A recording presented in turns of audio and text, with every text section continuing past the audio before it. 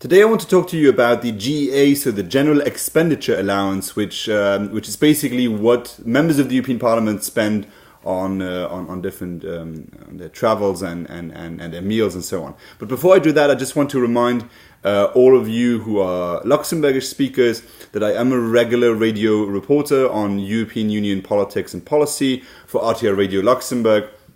Maybe some of you are not regular radio listeners, so I'll be putting a link down below. I'm uploading all of my audio content to Podbean. On SoundCloud, I ran out of upload time, so I'm on Podbean now, so you can check that down below for all of you who are interested. The GEA, so General Expenditure Allowance, basically is 4,400 euros a month that members of the European Parliament, so the parliamentarians, get for expenses. That's for meals, that's for rooms, hotel rooms, taxis, and so on and so forth.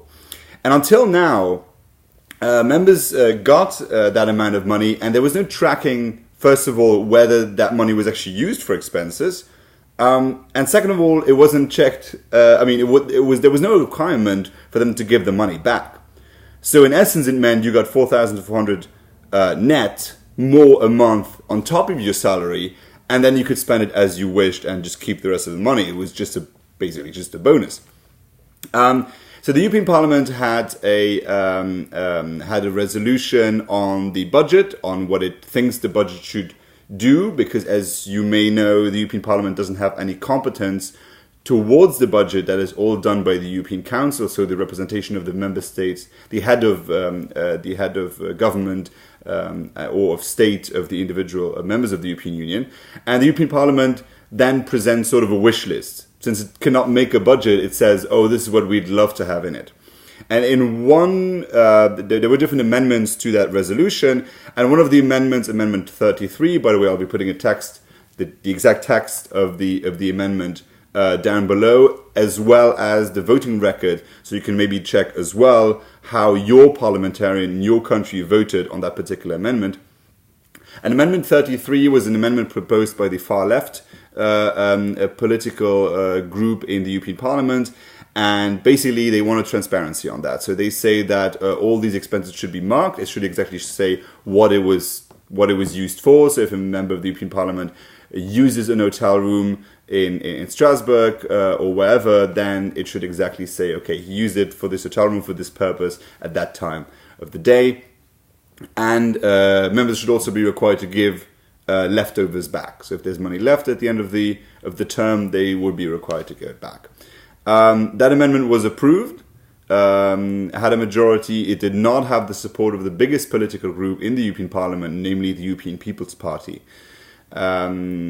So the voting record is down below for those who are interested. There's a couple of things that of course need to be considered.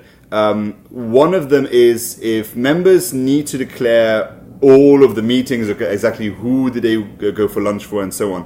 There's a couple of difficulties. Let's say a member of the European Parliament goes to lunch with an official from, maybe he's in an opposition party in an African country that is led by an authoritarian government, and this person is a human rights activist or opposition leader or whatever, and they meet, and if that were to be public, then that could be a notable problem for this human rights activist. So there is a case to be made that not all details need to be declared for certain reasons. On the other hand, you could also say that members could also meet with people who try to undermine domestic issues, and for instance, let's say somebody meets with the representative of the Russian government who tries to undermine the democratic system in Europe, then there would be a good reason to report that.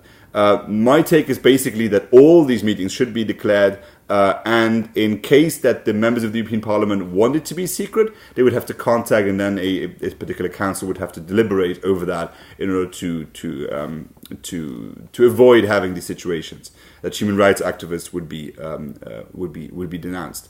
And in general, I think it's a good idea that finally we're moving towards more transparency. I hope that this can be put in place for the next Parliament. And for once, the European Parliament actually seems to believe that some transparency for its own money is a good idea. Because in general, the European Parliament says a lot about other people's money, but not about what they make themselves. So I think this is actually a very good move for transparency and for the information of the people who actually have to pay for all of it, which is the taxpayers. So thank you so much for listening, and see you next time.